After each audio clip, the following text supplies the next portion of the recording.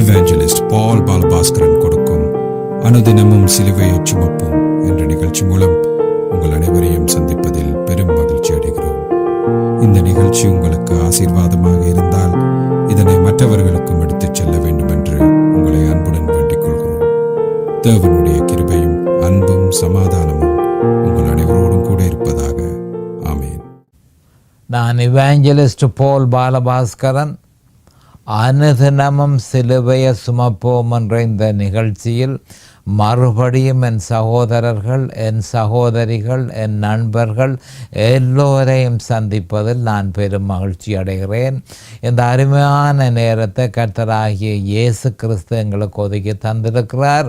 இந்த நேரத்தில் கர்த்தருடைய வேத வார்த்தைகளை உங்களோடு பகிர்ந்து கொள்வது எனக்கு மிகுந்த சந்தோஷத்தை அளிக்கிறது என்பதை நீங்கள் அறிந்து கொள்ள வேண்டும். கர்த்தருடைய வார்த்தை என சொல்லப்படும் பொழுது அது எந்த காலத்திலும் சிலுவையில் அறையப்பட்ட இயேசு கிறிஸ்துவையே பிரகடனப்படுத்துகிறது என்ற உண்மையை நாம் தெளிவாக அறிந்து நம்முடைய இருதயத்தில் உறுதியாக நாட்டி வைத்திருக்க வேண்டும் என்பதை உங்களுக்கு மறுபடியும் ஞாபகப்படுத்த விரும்புகிறேன். இப்பொழுது நாங்கள் வேத வார்த்தைக்கு போவோம். எண்ணாகமம் 13:30. அப்பொழுது காலேப் மோசேக்கு முன்பாக ஜனங்களை அமர்த்தி, நாம் உடனே போய் அதை சுதந்தரித்து கொள்வோம், நாம் அதை எளிதாய் ஜெயித்து கொள்ளலாம் என்றான். 2 கொரிந்தியர் 5:6 போவோம். நாம் தரிசித்து நடவாமல் விசுவாசித்து நடக்கிறோம். அப்போ இந்த 2 வேத வார்த்தைகளுக்கும் சேர்த்து நான் ஒரு தலையங்கத்தை கொடுத்திருக்கிறேன். நாம் தரிசித்து நடவாமல் விசுவாசித்து நடப்போமாக. நாம் தரிசித்து நடவாமல் விசுவாசித்து நடப்போமாக. இப்பொழுது ஜெபத்துக்கு கடந்து செல்வோம். அருமையானங்கள் பிதாவே, உமக்கு ஸ்தோத்திரம். உம்முடைய குமாரன் இயேசு கிறிஸ்துவை பலியாக சிலுவையில் ஒப்பு கொடுத்து அவருடைய விலையேறப்பெற்ற இரத்தத்தினால் தேவரை நீரங்கள் எல்லோரையும் மீட்டு கொண்டதற்காக உமக்கு நன்றிக்கும் ஸ்தோத்திரம். இந்த நேரத்தில் இதனை கேட்டுக்கொண்டிருக்கிற என் சகோதர சகோதரிகள் எல்லோரையும் தவறீர் ஆசீர்வதித்து அபிஷேகித்து அவர்களுக்கு பிரகாசமான மனக்கண்களை கொடுத்து உம்முடைய வேத வார்த்தைகளை அறிந்து கொள்ளக்கூடிய பாக்கியத்தை அவர்களுக்கு கொடுத்தருள வேணுமென்றும், அதே நேரம் அடியேனையும் அபிஷேகித்து அவர்களுக்கு நிதானமான முறையில் போதிக்கத்தக்கதாக உம்முடைய பரிசுத்த ஆவியானவர் அவரே முன்னின்று போதனை செய்ய வேணும் என்று இயேசு கிறிஸ்துவின் நாமத்தினால் கேட்டுக்கொள்கிறேன் பிதாவே. Amen and amen and amen. Hallelujah, hallelujah, hallelujah. Thank you Jesus. Praise the Lord, praise the Lord, praise the Lord. காலேப்பினுடைய கதை ஒரு விசுவாசத்தின் கதை என்பதை நாம் அறிந்து கொள்ள வேண்டும். வேதத்தில் காலேப்பை பற்றி வாசிக்கும் பொழுது அவனுடைய விசுவாசத்தை நாம் தெளிவாக காணக்கூடியதாக இருக்கிறது. வாக்குத்தத்தம் பண்ணப்பட்ட பூமியை வேவு பார்ப்பதற்கு 12 மனுஷர்கள் கொண்ட குழுவை மோசே அனுப்பினான். அந்த 12 ஒருவனாக காலேப் இருந்தான் என்பதை நாம் அறிந்து கொள்ள வேண்டும். அந்த பூமி இஸ்ரவேலிய புத்திரர்களுக்கு அவர்களுடைய வசிப்பிடமாக கர்த்தரால் கொடுக்கப்பட்டது என்பதை நாம் தெளிவாக அறிந்து கொள்ள வேண்டும். இந்த 12 மனுஷர்களும் அந்த தேசத்திற்கு வந்தவுடன் கர்த்தரால் சொல்லப்பட்ட மாதிரி அது பாலும் தேனும் ஓடுகிற தேசம்தான் என்பதனை அவர்கள் ஒத்துக்கொண்டார்கள். யாத்திராகமம் 3:17, யோசுவா 1:3-4, எண்ணாகமம் 13:27 தெளிவாக சொல்லப்பட்டிருக்கு. ஆயினும் வந்தவர்களில் 10 பேர் அங்கு ராட்சதர்கள் வசிப்பதை கண்டு அவர்கள் பயந்தனர். இந்த 10 மனுஷர்கள் நாம் போய் அந்த ஜனங்களோடு எதிர்க்க நம்மால் கூடாது என்று எண்ணாகமம் 13:33 அவர்கள் சொன்னதை காணக்கூடியதாக இருக்கிறது. காலேப்பும் யோசுவாவும் தேவன் அவர்களை தோற்கடிப்பார் என நம்பினார்கள். அதற்கு சான்றாக அவர்கள் நாம் உடனே போய் அதனை சுதந்திரித்து கொள்வோம், நாம் அதனை எளிதாக ஜெயித்து கொள்ளலாம் என்றார்கள் என்று எண்ணாகமம் 13:30 நாம் காணக்கூடியதாக இருக்கிறது. இந்த 2 தேவ மனுஷர்களுடைய வார்த்தையில் விசுவாசம் இருப்பதை காணக்கூடியதாக இருக்கிறது. மேலும் அவர்கள் நீங்கள் பயப்பட வேண்டியதில்லை, அவர்கள் நமக்கு இரையாவார்கள் என்று எண்ணாகமம் 14:9 சொல்லி இருக்கிறதையும் நாம் காணக்கூடியதாக இருக்கிறது. அப்போ அவர்களுடைய வார்த்தைகளை பார்த்தால் அது எல்லாம் விசுவாசம் நிறைந்த வார்த்தைகளாக இருக்கிறத நாம் அறியக்கூடியதாக இருக்கிறது. நாம் உடனே போய் அதனை சுதந்திரித்து கொள்ளலாம், நாம் அதனை எளிதாக ஜெயித்து கொள்ளலாம், நீங்கள் பயப்பட வேண்டியதில்லை, அவர்கள் நமக்கு இரையாவார்கள். இந்த மாதிரியான வார்த்தைகள் அவர்களுடைய விசுவாசத்தை நமக்கு வெளிப்படுத்துகிறது. ஏனென்றால் தேவனால் கூடாத காரியம் ஒன்றும் இல்லை என்ற வேத வாக்கியத்தை லூக்கா 1:37 அவர்கள் நம்பினார்கள், காலேப்பும் யோசுவாவும் நம்பினார்கள். எரேமியா 32:27 இதோ நான் மாம்சமான யாவருக்கும் தேவனாகிய கர்த்தர், என்னாலே செய்யக்கூடாத அதிசயமான காரியம் ஒன்று உண்டோ என்ற வேத வார்த்தையை அவர்கள் நம்பினார்கள். இப்படி இருக்க தேசத்தில் ராட்சதர்கள் இருப்பார்கள் என்பதனை நாம் அறிந்திருக்க வேண்டும். அவர்கள் ஏனோக்கின் குமாரர்கள் என எண்ணாகமம் 13:28 சொல்லப்பட்டிருக்கிறது. நாம் நம்முடைய இருதயத்திலும் மனதிலும் ஏற்றுக்கொள்ள வேண்டிய விஷயம் என்னவென்றால், தேவன் வெற்றியை தந்தால் அந்த வெற்றி நம்முடையதே. அந்த வெற்றியை அவர் கல்வாரி சிலுவைக்கு போய் நமக்காக தம்முடைய பரிசுத்த இரத்தத்தை சிந்தி அதனை விலையாக கொடுத்து வாங்கி இருக்கிறார். ஆம், தேசத்தில் ராட்சதர்கள் இருந்து நம்முடைய வாழ்க்கை முறையை தடுத்து நிறுத்துவார்கள். ஆனால் அந்த ராட்சதர்கள் அங்கு இருக்க வேண்டியது இல்லை என்பதை நாம் அறிந்து கொள்ள வேண்டும். இந்த ராட்சதர்கள் யாராயிருந்தால் என்ன, நாம் தேவனிடத்தில் விசுவாசத்தை வைத்து அந்த விசுவாசத்தில் நிலைத்திருப்போமானால் அவர்களை தோற்கடிப்பார். அவர் ஏற்கனவே கல்வாரி சிலுவையில் அவர்களை தோற்கடித்திருக்கிறார் என்று கொலோசியர் 2:14-15 தெளிவாக சொல்லப்பட்டிருக்கிறது. அநேகமான கிறிஸ்தவர்கள் தங்களுடைய வாழ்க்கையில் இருக்கிற ராட்சதர்கள், மாம்சத்தின் கிரியைகள், கலாத்தியர் 5:19-21 அகற்றாமல் இருக்கிறார்கள்.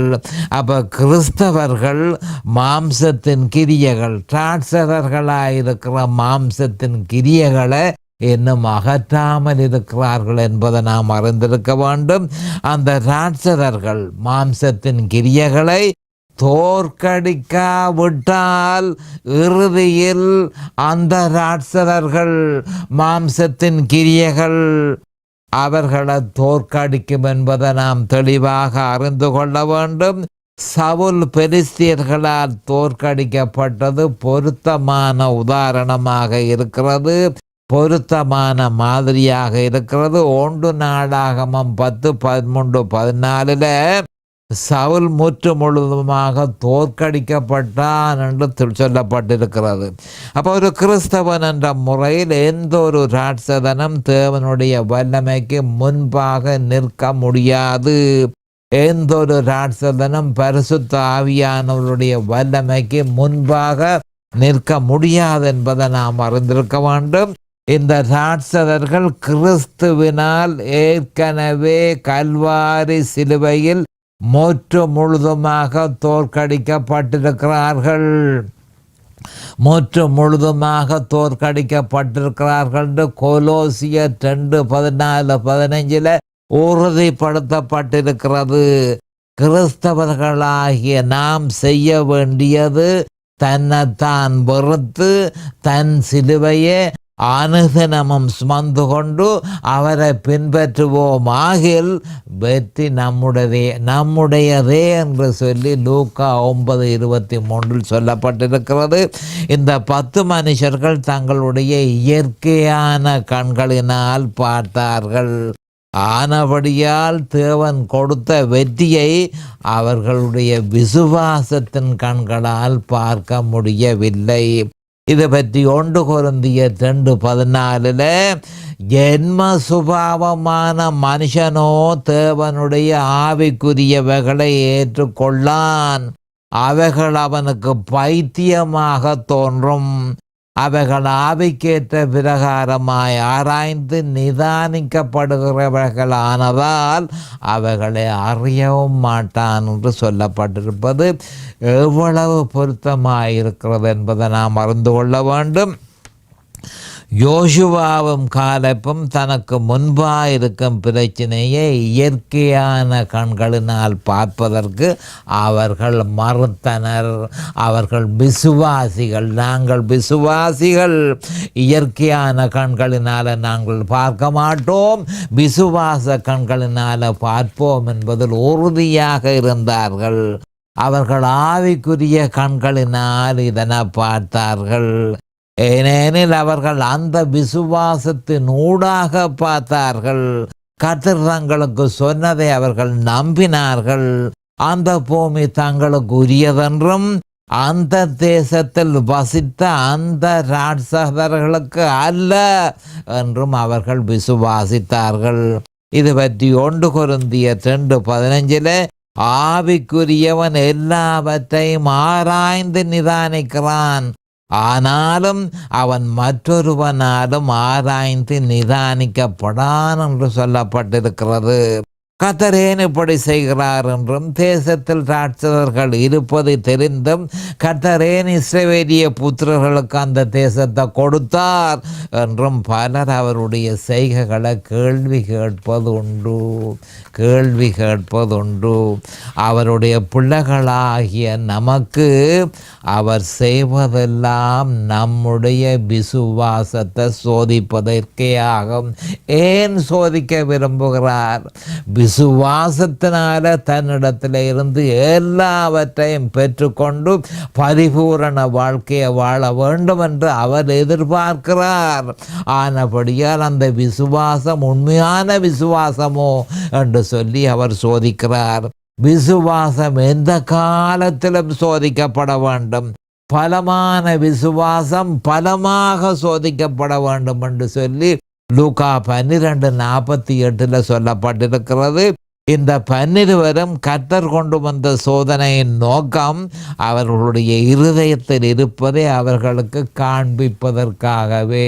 அப்போ எதற்காக சோதனை தேவை என்று சொன்னால், உங்களுடைய இருதயத்தில் இருக்கிறது என்ன என்பதை நீங்கள் அறிய வேண்டும்.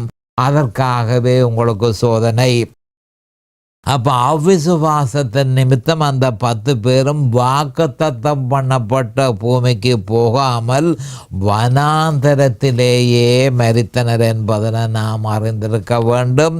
அவ்விசுவாசம் எந்த காலத்திலும் அரணிப்பானவைகளையும், எண்ணாகமம் 13:28, ராட்சதர்களையும், எண்ணாகமம் 13:23, அந்த தேசம் தன் குடிகளை பட்சிக்கிற தேசம், எண்ணாகமம் 13:32 என்பதனையும் கண்டது. அப்போ அவிசுவாசம் என்னத்தை கண்டது? அரணிப்பானவைகளையும் ராட்சதர்களையும், அந்த தேசம் தன் குடிகளை பட்சிக்கிற தேசம், இதுகளைத்தான் அவிசுவாசம் கண்டது. அவ்விசுவாசம் எந்த காலத்திலும் தோற்று நோய் போன்றது. எண்ணாகமம் 13:31-33 அவ்விசுவாசத்தின் அடையாளமாக அந்த 10 பேரும் ஜனங்களுக்குள்ளே துர்செய்தியை பரப்பினார்கள். அவ்விசுவாசிகளாகி அந்த 10 பேரும் ஜனங்களுக்குள்ளே துர்செய்தியை பரப்பினார்கள். அதனுடைய பிரதிபலன் என்ன?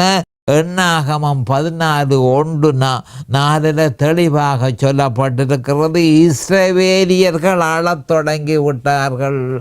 இஸ்ரவேலியர்களுடைய விசுவாசத்தை தாறுமாறாக்கினதன் நிமித்தம் அவர்கள் அழத் தொடங்கி விட்டார்கள் என்று சொல்லப்பட்டிருக்கிறது. இது பற்றி கர்த்தர் எண்ணாகமம் 14:11 எது வரைக்கும் இந்த ஜனங்கள் எனக்கு கோபத்தை உண்டாக்குவார்கள், எது வரைக்கும் இந்த ஜனங்கள் எனக்கு கோபம் உண்டாக்குவார்கள், தங்களுக்குள்ளே நான் காட்டின சகல அடையாளங்களையும் அவர்கள் கண்டும் எது வரைக்கும் என்ன விசுவாசியாதிருப்பார்கள், எது வரைக்கும் என்ன விசுவாசியாதிருப்பார்கள் என்று கர்த்தர் கேட்கிறார். கர்த்தர் அவர்களுடைய அவ்விசுவாசத்தின் நிமித்தம் அவர்களுடைய வனாந்திர வாழ்க்கையை இன்னும் அதிகமாக்கினார். 2 வருஷத்தில் திரும்ப வேண்டியது, அதாவது வாக்குத்தத்தம் பண்ணப்பட்ட பூமிக்கு 2 வருஷத்தில் திரும்ப வேண்டிய நேரத்தில் 40 வருஷமாக அவர்கள் வனாந்தரத்தில் திரிந்தார்கள். எதனால்? அவ்விசுவாசத்தின் நிமித்தம் அவர்கள் வனாந்தரத்தில் தங்கினார்கள் என்று சொல்லி எண்ணாகமம் 14:25 சொல்லுகிறது. அது மட்டுமல்ல, உங்களுடைய பிரேதங்கள் வனாந்தரத்தில் விழும் என்றும் கர்த்தர் எச்சரித்தார்.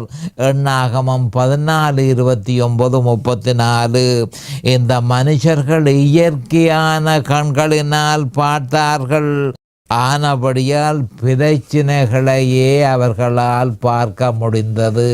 இயற்கையான கண் பிரச்சனைகளையே பார்க்கும் என்பதை நாம் அறிந்து கொள்ள வேண்டும். யோசுவாவும் காலேப்பும் இந்த ராட்சதர்கள் தங்களுக்கு பயமூட்டுபவர்களாக இருப்பார்கள் என்பதனை ஏற்றுக்கொள்ள மறுத்தார்கள். ஏன்? அவர்கள் விசுவாசத்தின் கண்களினால் அவர்களை பார்த்தார்கள். அவர்கள் தேவனுடைய வார்த்தையை, யோசுவாவும் காலேப்பும் தேவனுடைய வார்த்தையை விசுவாசிப்பதை தெரிவு செய்தார்கள். அவர்கள் தேவனை விசுவாசித்தார்கள். பிரச்சனைகள் எவ்வளவு பெரியதாக இருந்தாலும் பிரச்சனைகளை பார்ப்பதற்கு அவர்கள் விரும்பவில்லை.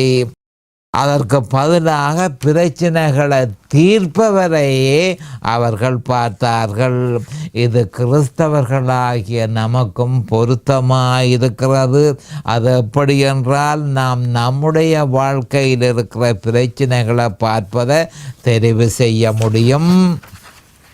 அரணிப்பான பட்டணங்களையும் ராட்சதர்களையும் அந்த தேசம் தன் குடிகளை பட்சிக்கிற தேசம் என்பதனையும் நாம் பார்க்க முடிவு செய்யலாம்.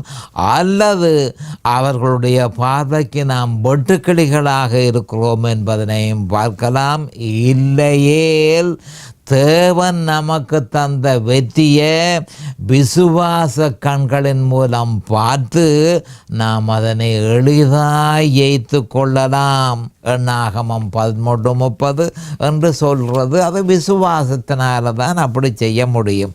அல்லது எந்த காலத்திலும் முடியாத விஷயங்களை இயற்கையான கண்களினால் பார்த்து அதனை விசுவாசிக்க தொடங்கி விடுவோம். அப்போ விசுவாச கண்களோட பார்க்க விழிக்கிட்டால் என்ன நடக்குது என்று சொன்னால், அதனை நாம் எளிதாக ஜெயித்து கொள்ள முடியும் என்று சொல்ல முடியும். இந்த வார்த்தைகளில் விசுவாசம் இருக்கிறத நாங்கள் காணக்கூடியதாக இருக்கிறது. காலேபிலேயும் யோசுவாவிலேயும் பரிசுத்த ஆவியானவர் செயற்படுவதையும் அந்த 10 பேரிலையும் வேறொரு ஆவி செயற்படுகிறதையும் காணவில்லையா? கவனமாக கேட்டுக்கொள்ளுங்கள். அந்த நேரத்திலே ஆண்டவர் தெளிவாக சொல்லுகிறார், இந்த 10 பேரிலே இருக்கிற ஆவி அது வேறொரு ஆவி. ஏனென்றால் அவர்கள் வேறொரு இயேசுவை விசுவாசித்தார்கள். யோசுவாவிலேயும் காலேபிலேயும் இருக்கிறது பரிசுத்த ஆவி. அவர்கள் சிலுவையில் அறையப்பட்ட இயேசு கிறிஸ்துவை விசுவாசித்தார்கள் என ஆண்டவர் எண்ணாகமம் 14:24 சொல்லி இருக்கிறது. நாம் கவனமாக பார்க்க வேண்டும். என்னுடைய தாசனாகிய காலேப் வேறே ஆவியை உடையவனாக இருக்கிறபடியினாலும் உத்தமமாய் என்னை பின்பற்றி வந்தபடியினாலும் அவன் போய் வந்த தேசத்திலே அவனை சேர பண்ணுவேன். அவன் சந்ததியார் அதை சுதந்தரித்து கொள்ளுவார்கள் என உறுதிப்படுத்தி இருக்கிறார். அப்போ அந்த நேரத்திலேயே இந்த பிரச்சனை இருந்தது என்பதை நாம் அறிந்து கொள்ள வேண்டும்.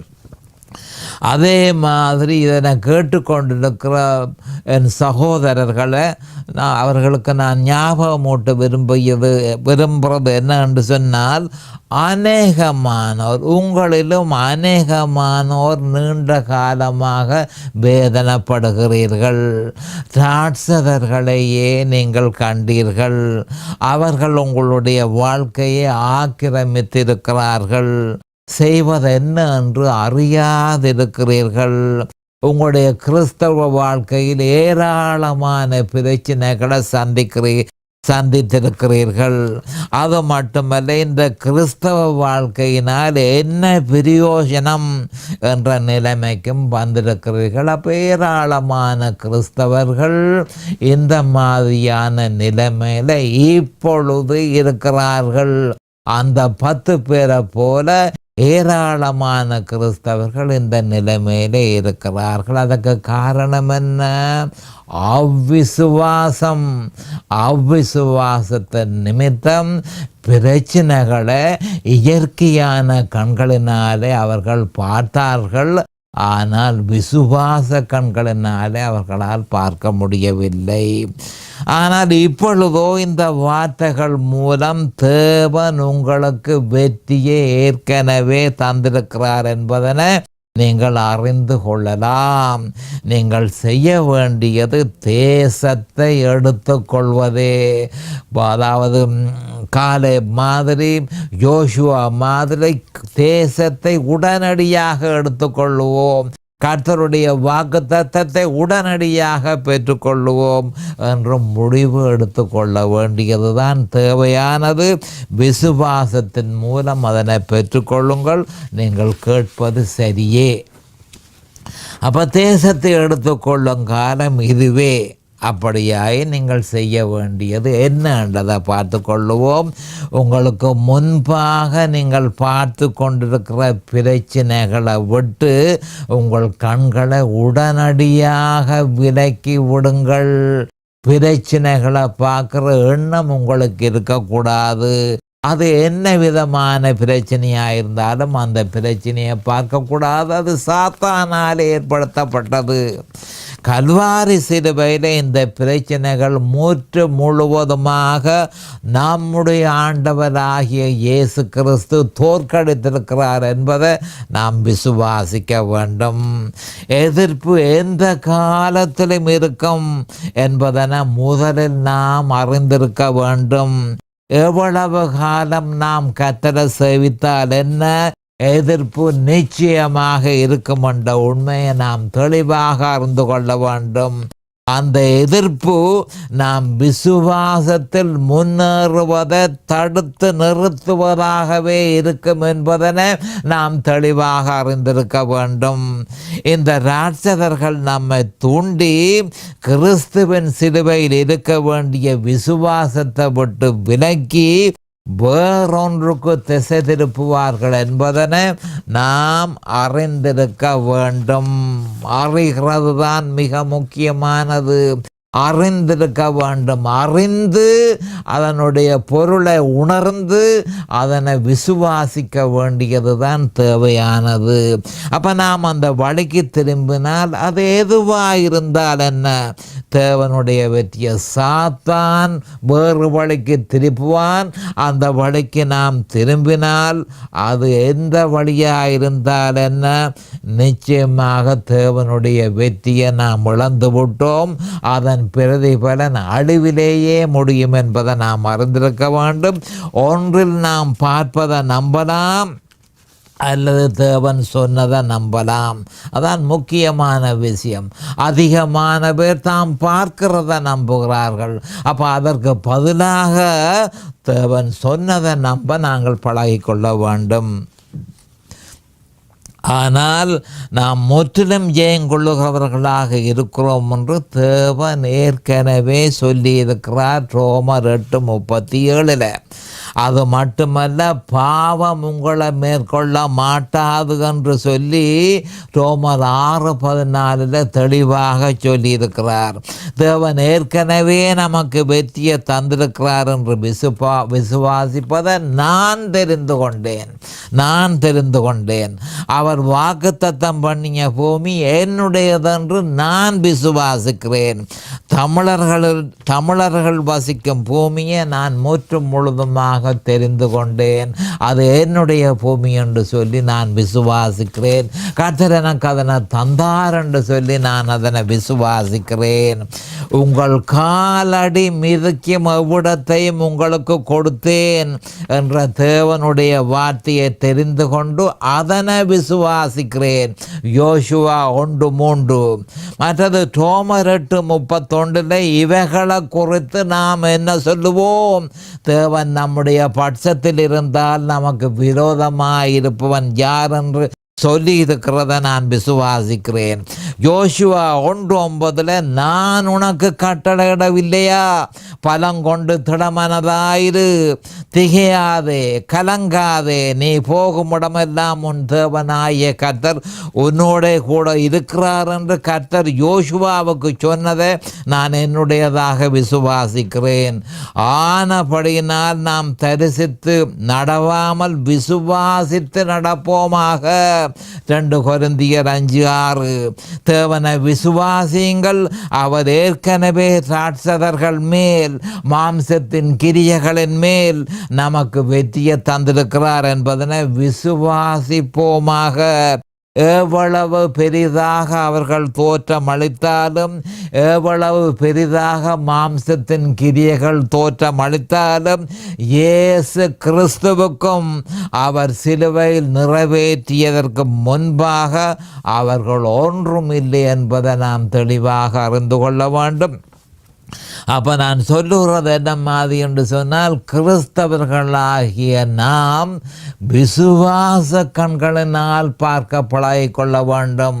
ஆண்டவர் என்ன சொல்லியிருக்கிறார், வேதம் என்ன சொல்லுகிறது, அதை நாம் நம்ப வேணுமே தவிர நாம் பார்க்கிறத நம்புறதில் இருந்து முற்று முழுதுமாக விலக வேணும். அநேகமான கிறிஸ்தவர்கள் பார்ப்பதை நம்புகிறார்கள். அப்போ பார்க்கிறது சாத்தானாலே அந்த விதமான சூழ்நிலை ஏற்படுத்தப்பட்டிருக்கிறது என்பதை அவர்கள் அறிந்து கொள்ள வேண்டும். சாத்தான் பூமியை ஆளுகிறான் என்பதை அவர்கள் அறிந்து கொள்ள வேண்டும். சாத்தானால பூமியில் பல்வேறு விதமான அற்புதங்களை செய்ய முடியும் என்பதை அவர்கள் அறிந்து கொள்ள வேணும். அதற்கு பதிலாக நாம் விசுவாசிக்க வேண்டியது, தேவன் என்ன சொல்லி இருக்கிறார், வேதம் என்ன சொல்லுகிறது, வாக்குத்தத்தம் என்ன சொல்லுகிறது, அதை நாம் விசுவாசிப்போமாய் இருந்தால் பரிசுத்த ஆவியானவர் வேத வார்த்தை நிச்சயமாக நிறைவேறுவதை உறுதிப்படுத்துவார் என்ற உண்மையை நாம் தெளிவாக அறிந்திருக்க வேண்டும். இப்பொழுது நேரம் சமீபமாகிவிட்டது. அடுத்த செய்தியில் நான் உங்களை சந்திக்கும் வரை கர்த்தராகிய இயேசு கிறிஸ்துவின் நாமத்தினால் நான் உங்களை ஆசீர்வதிக்கிறேன். அவருடைய கிருபையும் அவருடைய இரக்கமும் உங்களுக்கு தாராளமாக கிடைப்பதாக இயேசுவின் நாமத்தில் பரிசுத்த பிதாவே. Amen and amen and amen. ஹல்லேலூயா. இந்த செய்தி உங்களுடைய ஆவிக்குரிய வளர்ச்சிக்கு மிகவும் உதவியாக இருக்கும் என நாம் நம்புகிறோம். மேலதிக விவரங்களுக்கு 647-465-1224 தொலைபேசி மூலமும் www.crosswayministries.ca வெப்சைட் மூலமும் paulbalabhaskaran@gmail.com இமெயில் மூலமும் www.facebook.com/crosswayministries ஃபேஸ்புக் பேஜ் மூலமும் தொடர்பு கொள்ளலாம்.